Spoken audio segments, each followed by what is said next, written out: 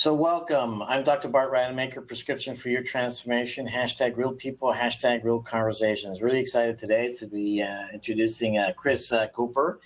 And we had a couple of glitches. Again, it's interesting how this actually works. But here's the thing that I want people to know. It's about what people do in private that they get rewarded in public. And what's really interesting is when I was just talking to Chris just before this show, and he's telling me all these incredible things that he does in life. And what's cool about that, what's cool about an individual like this that does all these things in private with charitable foundations and organizations to really help people enhance and expand their life, not only in this country, but in other countries as well, particularly in Africa, where he got this name. And I'm going to ask him to pronounce it in a second. He got the name, and the meaning of this name is very key. And that is, he who raises up nations.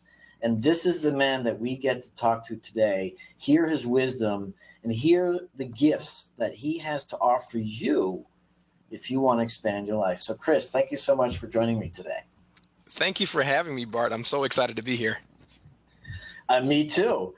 So tell me a little bit about, the core of your business. The core of your business and what people can expect today is simply this, is that you're helping people transform their lives in ways that they can really, truly appreciate that part of life that many of us, if not all of us, experience at some time or another is procrastination. And That's I know right. this is a core theme of all the things that you do. You have a radio show, you have a TV show, and you have this you're going all over the country, the speaking tour and the collegiate tour. This is pretty powerful stuff. Thank you. Well, it's so funny, just because you're good at something doesn't necessarily mean that's what you should always do. And my background is very different than anything that I do right now. I was really good at math and science. So I went to school, studied a mathematics degree, industrial engineering degree, MBA, all that kind of great stuff.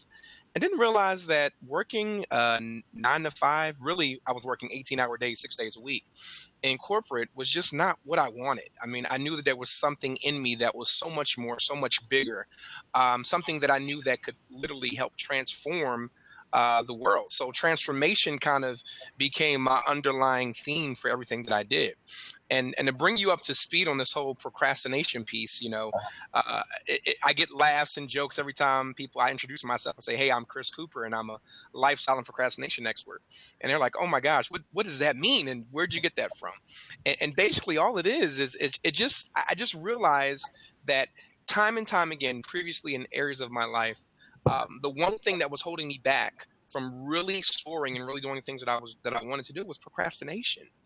And I didn't know what to call it. I called it fear. I called it not having all the right skills. I mean, I had all these different excuses, and I believe my own lie, and I believe that many people share this lie, which is that you work best under pressure.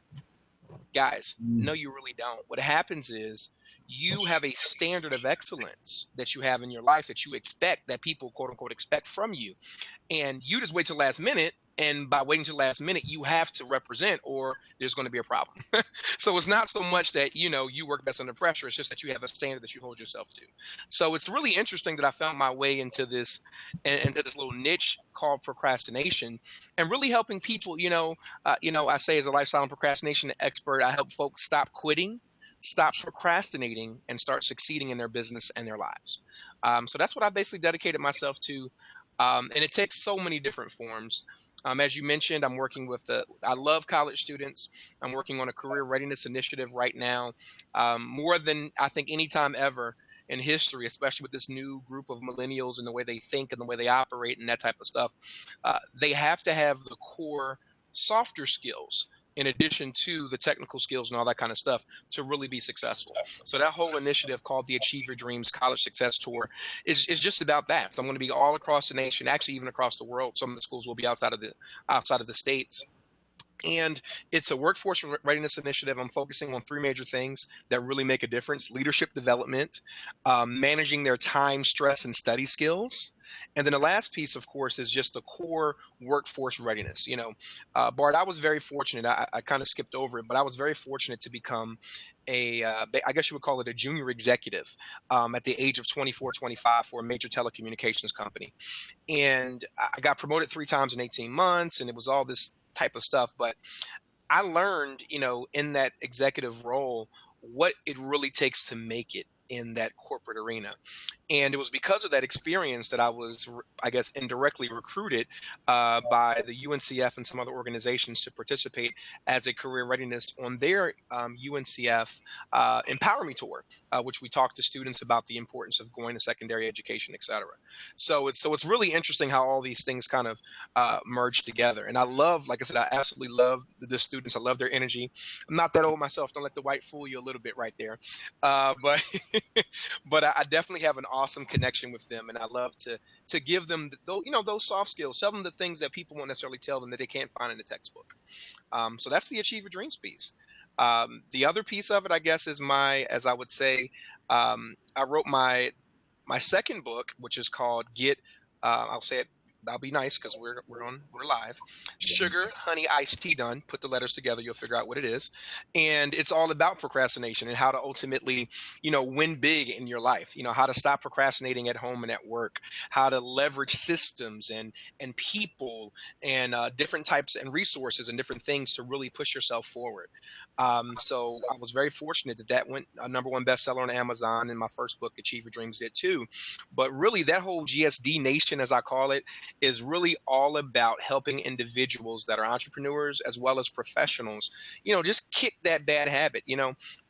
Procrastination to me is a disease, and at that being a doctor, and I think the only cure for procrastination is action.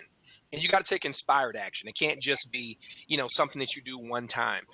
So everything that I've built, all of my systems, all of my programs, is really pretty much based on a 5-part system. The bottom of that, at the core of everything, as you know, as a fellow coach, trainer, speaker, et cetera, is that you've got to have the psychology piece right first. If that's not right, nothing else will ever work. And then I stack the next layer on top of that, which is planning, right? Not just any type of planning, effective planning. Then I stack on taking action.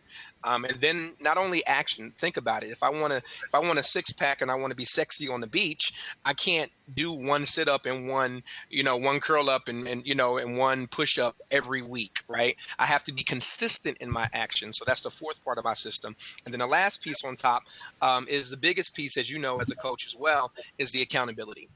So it's really that psychology, that planning, that action, taking those actions consistently, and then having the accountability piece built into it.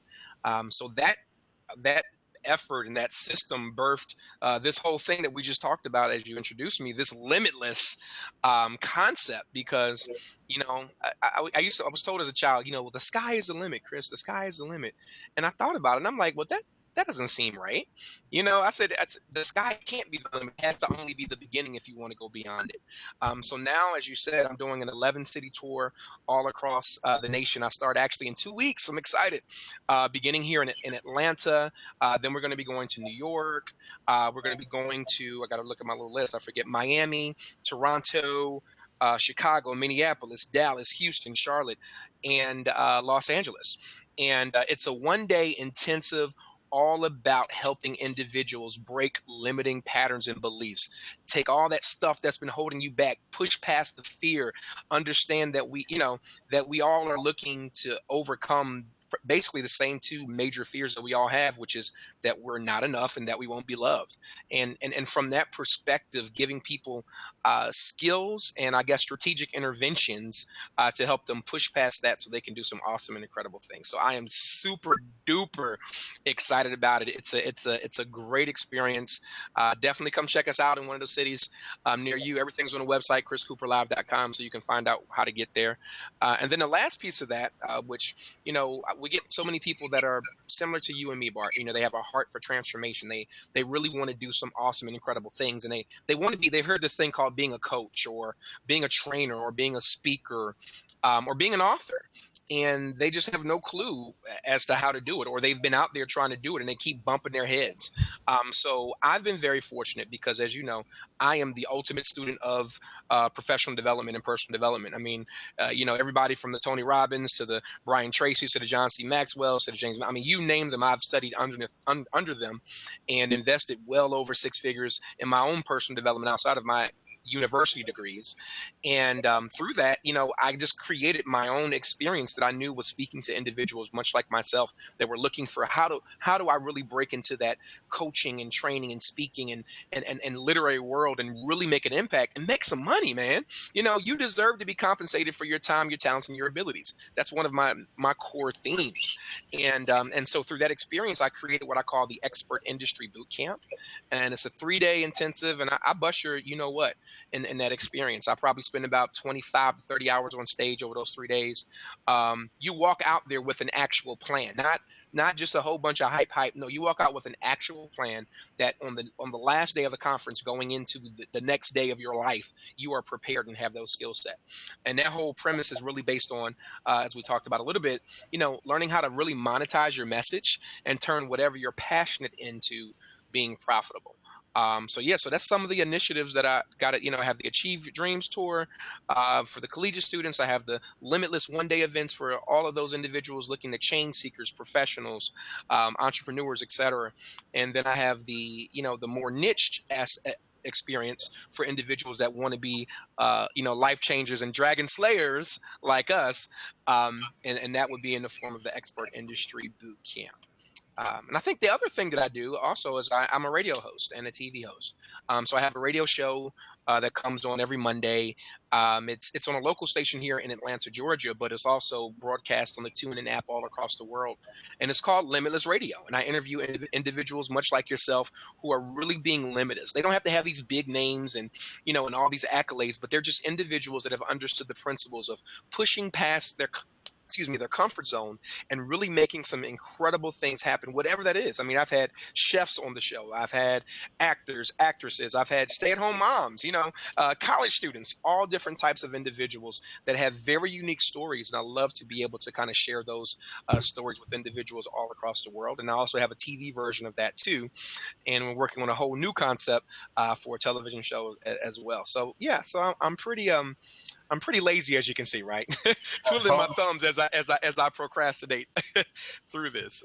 But it's funny. I always introduce myself, as I said, as a lifestyle procrastination expert, and I always say, "Hey, my name is Chris, and I am a recovering professional procrastinator."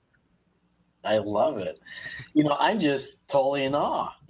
Normally there's a back and forth conversation on this platform, and I'm just intoxicated with all this great stuff that you do. Well, thank you. That's phenomenal, and I have so many questions that hopefully I'll be able to ask all of them. Absolutely. But the first question though is your radio show, when is that? It comes on Mondays, and I'm the lunchtime guy, so it comes between 12 and 1. It's a 1-hour show every Monday. It's a local station, 99.1 FM in Atlanta, WDJY. But you can find it on the TuneIn app, on any type of mobile device or computer or etc. And it's called Limitless Radio. And like I said, I just love being in your seat. I love just learning and experiencing information from individuals, because I really believe that, other people's experiences can be the best teachers. I don't profess to know everything. I am, as I guess you would say, my motto has definitely become, I'm a student first, I'm a teacher I'm a second, and I'm a servant always. So I look at things from that particular perspective. Love it. Love it. So here's my first question. You're not a millennial, are you? No, I'm the end of the Gen Ys, so I'm kind of on that cusp type thing. Kind of on the cusp, right? Yeah, okay. I'm kind of on the cusp. So I'm kind of more of I'm definitely more of a Gen Y guy as opposed to a millennial. But it's funny. I have some of the millennial attributes, but I understand the importance of that. And nothing against millennials. I love them. They're awesome. They love me too. But I understand that you do have to do the work. I know for a fact that the only place that success comes before work is in the dictionary. That is so critically important, I think, to the millennial generation that thinks that, I mean, in this age of, like, look, the platform we're on right now, Facebook and Instagram, and, you can become famous literally overnight. And that's great and that's wonderful. But at the end of the day, I'm just a student of more so, I want to be significant as opposed to successful, because success can come and go. It's a cycle, right? You're hot today, you're not hot tomorrow. But when you're significant, I never forget this. When I was applying to business school, I only applied to two schools. One was NYU and the other one was Harvard Business School. And Harvard had this really powerful thing in all of their, I guess, paraphernalia and, and their marketing materials. And it basically said that that their leaders leave an indelible mark on the world. And I love that word indelible. It said, you know what? Boom, Chris Cooper was here. The stamp was here, and I love that. So that's honestly what I've dedicated my life to. I understand that the purpose of my life is to be transformational, of course, to love God, my family, and my friends, and as I would say, to do epic sugar honey iced tea for myself and for others. So I definitely own that and walk in that every single day. So you're the epic man. That's wonderful. One of the interesting things, what I totally respect what you're doing, and I was actually caught into this trap where you judge people, and I was judging the millennials and thinking to myself, what's really going on with these kids? And I have 2 children as well, or 3 children that group, and kind of wondering, why are they the way that they are? And shame on them. They should be, taking action. They should be more responsible than anything else. And realizing 2 things. One is that every generation that is educated, we will depend on in the future as running our country, as running our world. Absolutely. So it's really incumbent on us as the elders. You're an elder, to teach the younger generations how to show up. And in one respect, you can not blame any generation for the way that they are, because they truly are a product of the environment. Yeah, sure, we have choices, but most people don't understand that they have choices. Most people don't understand that they're at cause in their life versus being at effect. Right. So what I love what you're doing is that you're going out on this college tour and giving something to these young kids, and then inspire them and motivate them to, step out of the trend of their generation and make something of themselves, because that's absolutely critical for them, but it's also absolutely critical for the rest of the world. Absolutely. And having people like you as a vehicle for change, as a vehicle for awareness, as a vehicle to, as they say, raise up the nation. Right. That's really powerful. And, thank you for that. Is that your little guy back there? Yeah, my little guy is running around. Yes. It's broken. So go ahead. It's not working. He's asking for iPads. Technology, right? Millennials. Classic example. Go ahead. Classics. You can use a laptop. Use the other laptop.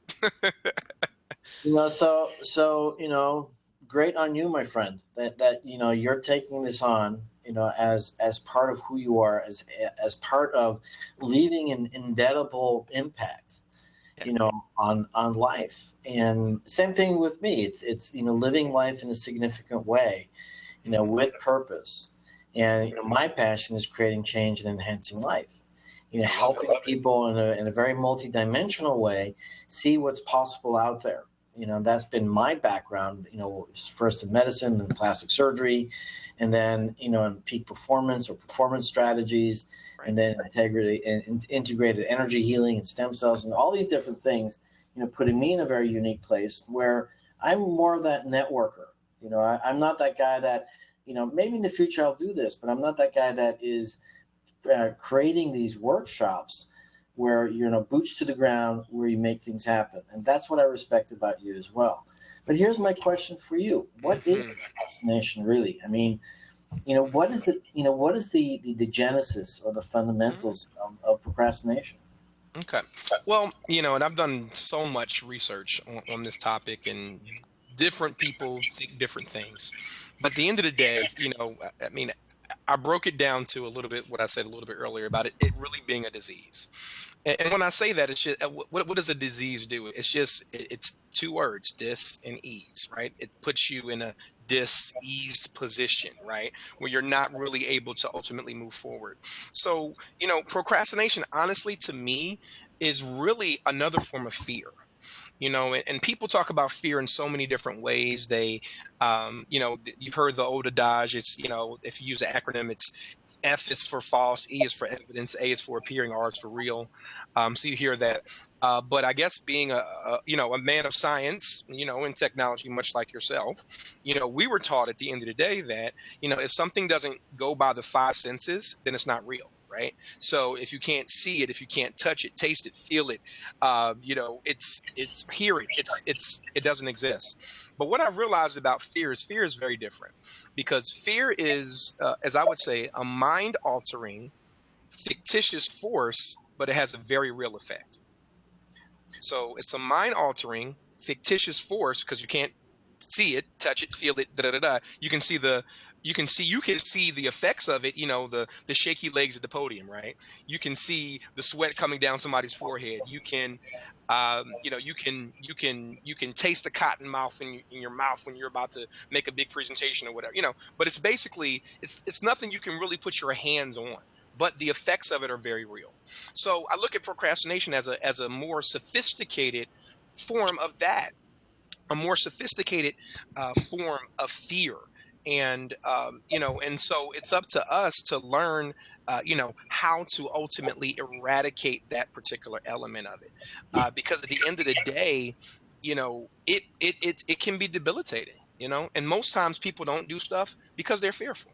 And they, as you said, fearful about what you don't understand. Even in judgment, as you said, judgment is a form of fear, right? You don't know what the millennials may be capable of. You don't know what they understand or how they understand it. So therefore, human nature, we shy away from things that we're fearful of. And so I look at procrastination as that. It's just a highly sophisticated form of fear. But I also will never forget this. If you look at the movie After Earth with Will Smith and his son Jaden, and I'll never forget this one part of the movie and what he said, which was so freaking powerful. He said, "Fear is a choice." And it's when I heard it, I stopped it, and I said, "Wait a minute!" I stopped the movie because I actually didn't see it in the movies. I saw it on, when it was on video already, and I said, well, what do you mean? Like, I have to really understand what that means. It is a choice. So procrastination is, guess what? A choice. And we're honestly sometimes rewarded for it. At the end of the day, it can be, you wait till last minute and you study for the exam and you crash and you cram and you get an A because you're just that quote unquote good or whatever. So, people have taught themselves different ways of dealing with it. So I just like to put things out in just a very basic format. And when it comes to eliminating that procrastination, it's really just that. It's number one, understanding the importance that a small step is still a step, because I think that people think that if they don't go from 0 to 100, then they failed. If I don't go from 400 pounds to 100 pounds, something's wrong with me. So that's number one. And then, after making plans, they have to understand the importance of ultimately telling somebody, right? So a small step is still a step. That's number one. Number two, you got to make plans, because if you don't plan to fail, you've heard that before. If you don't plan, then you're going to plan to fail. You fail to plan, you plan to fail. So then the third thing, like I said, is really about really ultimately you got to tell somebody. And this is where a lot of people have an issue. And what you want to do is you want to tell somebody that's better than you in that particular area. So if you want to stop smoking, drinking, etc., don't be around people that smoke and drink. If you really want to kick the habit, you can't put yourself in a situation where people can't necessarily help you. So you got to basically tell somebody. After you've told somebody, you also have to have this, and I think this is very important. You got to have a due date. Now, see, I don't use the word. A lot of individuals use the word deadline. But, I'm really I love, I guess, linguistics and language. And, when I look at the root word of deadline is what? Dead. I don't want something that's dead. I want something that's alive, right? So I think about a due date because, as you know, any woman that's ever had a baby, understands that sometimes a doctor may miscalculate the date, right? But guess what? The baby's going to come. The baby's going to come. It may get pushed up, it may get pushed back, but there is an actual due date. So I always encourage people as they move toward fighting procrastination to have a due date. And then the last thing about that I like to say is this: you got to keep your goal in sight. You've got to see it. You got to see it all the time. Even from a spiritual perspective, they say first in the spirit, then in the natural, right? So you got to ultimately see exactly where you're going and what you ultimately want to create. And when you realize that a small step is still a step, when you realize the importance of making plans, when you realize the importance of making sure that you're telling somebody and somebody's holding you accountable, when you understand that you have to have a due date, and then when you understand you got to keep it in front of you, that's when you're really able to push through this thing called procrastination.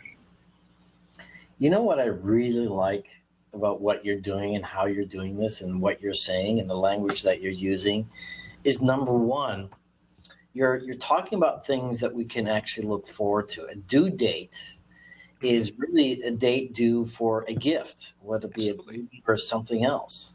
And that's unconsciously the brain associates with something wonderful and great. Yep. And then you're right, deadlines, timelines, these kinds of things, they're kind of like more Yeah, it's so morbid. Like it's like, who wants that? But I also like what you do, and I was going to share this with you earlier, is you translate it in terms that are very easily relatable. And I don't want to call simplistic because they're not simplistic in themselves, but it's very easy to relate, the terms that you're using. So, when you talked about the psychology, the planning, the action, the consistency and accountability, and now you bring it to, yes, small step, is still a step. It's, fail to plan, or if you fail to plan to fail. Tell somebody. It's the environment. It's all these things. You narrow it down, or you chunk it down in a very simple way that, quite frankly, there's no reason why you can't understand what you're talking about. I mean, immediately, just by telling me those steps, right? Anybody would automatically realize, oh yeah, I get that. I can understand. And I think what the challenge is with so many people making that progress is really what you said earlier. It's too difficult. It's too big. It's too much. I don't understand. And you shut down when that happens, right? A confused person does what? Nothing. They do absolutely nothing. So you've got to put yourself. I 100% agree with you.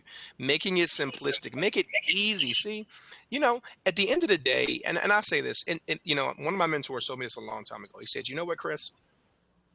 And he was talking about money in particular. And he said it's easy to make money, but it's easier not to.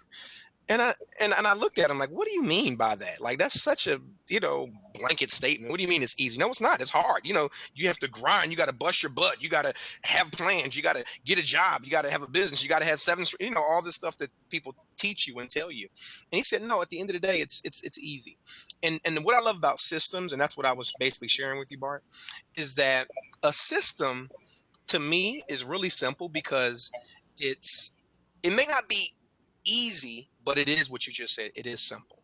And when I think of system, it's an acronym that I always use. I say SAVE. S is for save. Y is for yourself. S is for stress. T is for time. E is for energy. And M is for money. So get a system to save yourself stress, time, energy, and money. And believe me, people love me when I'm able to save them any of those things: the stress, the time, the energy, or the actual money. So I'm just, like I said, it doesn't necessarily, like you said, have to be easy, but it can be simple. And I think that's what I think sometimes people miss. Even when I wrote my books, right? So they say write a book on what a sixth grade level, right? Or sometimes eighth grade, depending on who you talk to. But there's a reason why it's that way, because most people, don't even finish a book. My first book, I intentionally made it under 100 pages. Why?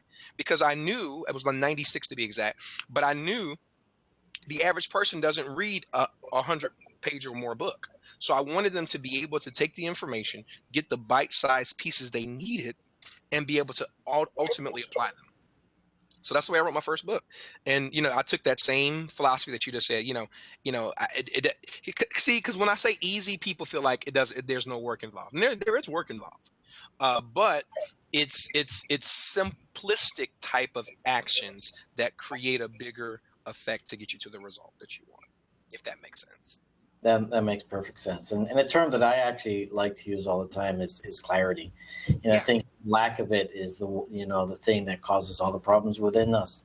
And 100%. that clarity is, you don't know where to go, and that is perhaps, fear, and then that leads to frustration or just procrastination. And it's when you can make things in a very relatable, and I like that word relatable because it Hmm. means that you get to understand it. It means that you can actually have a reference point to what this really means to you. Right. And call it simple or not. But you're right. I mean, clearly you've done a tremendous amount of work over the years. And in that process, had many, many opportunities to do major contributions to the world beyond yourself. And I'd love to explore some of those ideas in the Hmm. future. Just, for today, I just want to wrap it up by just asking you or having you share with us, Hmm. the different, charitable foundations that you're working with, because Hmm. truly, I think that is such an inspiration for me and anyone else to know that, what, you can do this, Hmm. with all the hard work that you have already, with your show, your tour, your book, and your family and your kids, and your love for God and everything else. You still Hmm. find the time. To give back, right? And you know what, Bart? Giving back to me is not an option. And I realized that a long time ago. I'm from North Philadelphia, from, I guess they would call the hood, quote unquote. Very rough part. Um, Even my mother had me when she was very young. She was only 16. And my family was very adamant about the fact that I would grow up, I would become a statistic, I wouldn't do anything in life. So they even, some of the family members even said, well, she needed to get an abortion because, she was going to be a teenage mom, in the inner city. It was just a bad, bad, bad situation. But she literally said that when she was carrying me, that God told her that I would grow up and do exactly what I'm doing right now. And and to have that as the basis for me being on this planet, I I look at service as a mandate. It's not an option. It's what I absolutely have got to do. And to your point, I am so passionate about the two things I think I'm most passionate about are children and education. I mean, those things are huge. I'm just going to be very upfront and honest and frank with you. Education saved my life. I mean, literally, I was given the opportunity to have a full scholarship to college, academic one. Because education literally saved my life. I would have not had the opportunity to go to university had I not had the scholarship.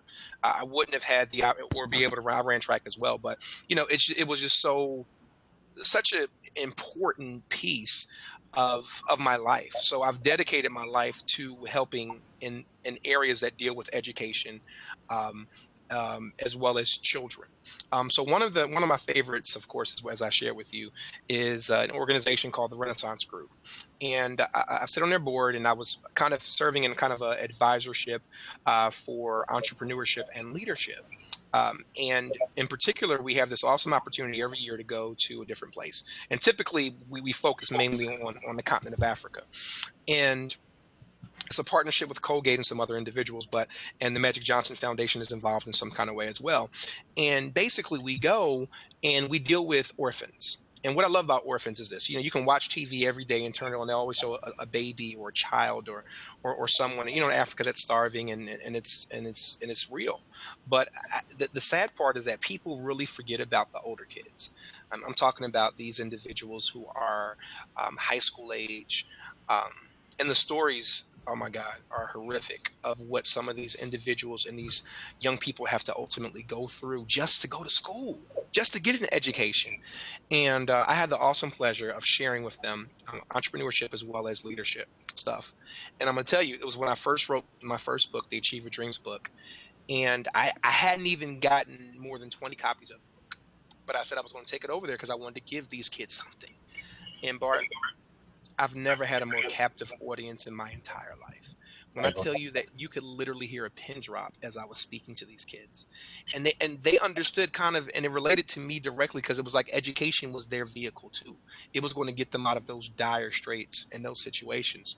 And it's two parts to the story, but the first part of the story is that every year, I told you it was affiliated with the Magic Johnson Foundation, they allow the students to ultimately apply for an opportunity to come to his youth symposium event that he does in the States. And these kids hadn't even been to the airport, much less all the way across the world to LA, right? And it was so amazing that what the students had to do was write a essay about a book that changed their life. And we had about 300 kids there, and I think about 60 of them or so turned in essays for this for this opportunity. I only had, like I said, less than 20 copies of my book, and I gave it out to the students that participated. When we got those applications back, almost 30 of them wrote about that book. I didn't even have 30 copies of the book, which meant that they were literally taking the information and like the each one teach one, passing it along to other individuals. And when I tell you that was one of the most amazing, magical experiences of my entire life, it was unreal. And I'll end it with this second piece, which is the coup de grace, I think, of everything that you could imagine. These kids are Zulu Nation children, and the Zulus were historically have been one of the most powerful tribes in Africa. They were one of the last tribes to be colonized by the Europeans, and these kids just have such a strong spirit. And when you come into their community, they want to welcome you in. And the way to welcome you in, and they experiencing you, and they watch you, and they see how you are, and they feel you out. And at the end of it, we do this authentic Zulu naming ceremony. And what was awesome about this experience was everybody in our group got names. And all the other volunteers, and the names were good. They meant like God's gift, love, peace, serenity, etc. But when they got to me, they named me Vusi, which is short for Vusi Sisiwe. And what that means, and this is what absolutely changed my life forever. When I talk about service is not an option, it's a mandate. It means, as you said earlier, he who raises up nations. And I couldn't believe that these kids that know me for a week, saw all of that in me and thought that I was worthy of having such a thing. And I tell you that to go back to the original part of this story, which was the piece when my mother was carrying me, and she said that God told her that I would grow up and do what I'm doing now. And literally when they named me, I was not a big crier before. I just wasn't. I thought it was not masculine. You don't cry. Da, da, da, da, da. But when I tell you, literally, the floodgates just wouldn't stop. I bawled for like hours, and I called my mother, and I said, "Mom, you were right." I said, "You were right." And I said, "These kids don't even know me. They've known me for a week, and they're saying exactly what you said. God said about me." And when I realized that, Bart, like, that was everything. And like I said, and that was back in 2008, I think, or 9 when I went. My eyes too, my friend. Yeah, it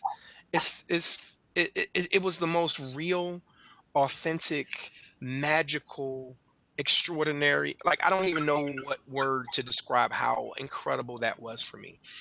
And so when I came back, I came back like I didn't even want to leave. I'm like, I have my own kids at home. I need to get home to my kids. But I was so enamored with them and so in love with these kids, and more so in love with their spirit. Their tenacity, their will for life, their knowledge, and that, like I said, led to me becoming on the boards of different educational programs in schools, like I do for KIP, KIP Ways Academy and the KIP organization, and I'm a member of the 100 Black Men and Kappa Alpha Psi Fraternity Incorporated and National Society of Black Engineers, and just so many different types of organizations where I'm given the opportunity to ultimately, National Black MBA, where I'm able to give back in a major way. And like I said, it's not an option, Bart. It's who I am. As I said earlier, I know the purpose of my life. The purpose is to do what you're doing right here, to be transformational. As I said, to love God, my family, and my friends, and to do epic sugar honey iced tea, as I would say, for myself and for others. And I know the only way to do that is through service. Well, I have to tell you, Chris, this has been an incredible honor to finally discover who you are, and you be the model of this beautiful kid right there. Yeah, this is my youngest. This is Blake. Say hi, Blake. Hi, Blake. We're talking live on Facebook Live, man. You have an amazing father. You're a very lucky boy, and I'm proud to know him as well. Say thank you. Go ahead, buddy. You can go ahead. You want to go with your brother? Okay. He wants to stay here for the rest of it. Okay. Oh, there you go. So, I guess the iPad's not working, right? Yeah, the iPad is broken. So technology causes him to have to be here with me. So what a beautiful gift you are, and what a great honor it is for me to be on this side of the camera with you, and hearing your stories and the opportunity to actually share your stories as well. Because our lives is about service, but more so than that, I think it's what I'm discovering with you is that you've been able to tap into that core essence, that core you, that core identity, and what a beautiful experience to have. I don't think many people ever really get to experience that, and that's where that floodgate of emotion come out, where that real person is, and then you realize what your purpose is of in life is really all about. And that's a wonderful thing, because now you're becoming the best version of yourself. Absolutely. That's what we all desire, to be the best person that we can be, because I see that person, just as you say, a person of service, a person of contribution. The way that I like to put it is contributing to source. My purpose in life is contributing to source. And I do that through, creating change and enhancing life. And so this is what we get to do, my friend. Together, same mission, same purpose out there. I'm going to reach out to you to tell you, look, you ever need anything, any way that I can help you, please. And likewise, my friend, anything. Because you're on a great mission, and you're one of those great soldiers, generals, however you want to view yourself, out there making a difference for a lot of people, a lot of kids, for sure. And it's remarkable that you also are identifying this group of people that are forgotten. And these are the kids that are soon to become adults, that are going to be running things, and we're going to be dependent on them, and our future depends on them. We have 8 billion people in this world today. We have to start making smarter choices. And I totally agree with you. It's all about education. If people are educated, people are smart, if they just take, what I also call inspired, intelligent action. Absolutely. Yeah. We're going to be okay, but we have to be smart about it. We have to be respectful, non-judgmental, just open. And the way that I like to phrase it is, and the purpose of this platform really is, tap into the collective wisdom and create a space for generative collaboration. We can all work together. We can all learn from each other. We can all make this place a better place. And it's having that clarity, not being in fear, and all those things. So once again, I really thank you for today. Thank you. Thank you for the opportunity. This has been absolutely incredible. I'm really enjoying it, and he's enjoying it too, right, Blake? Blake, want to say anything? Any last words, Blake? You want to say something, Blake? You can listen here and say it. And say hello, everybody. Hello, everybody. All right. Say be amazing. Be amazing. Achieve your dreams. Achieve your dreams. And execute your passion, baby. And execute your passion, baby. I love it. All right. With those magical words, Chris and Blake, thank you so much. Bless you. And, bless you as well. Thank you so much for the opportunity. Yeah, let's have fun together, and let's change the world. 100%. I love it. Thank you. Thank you.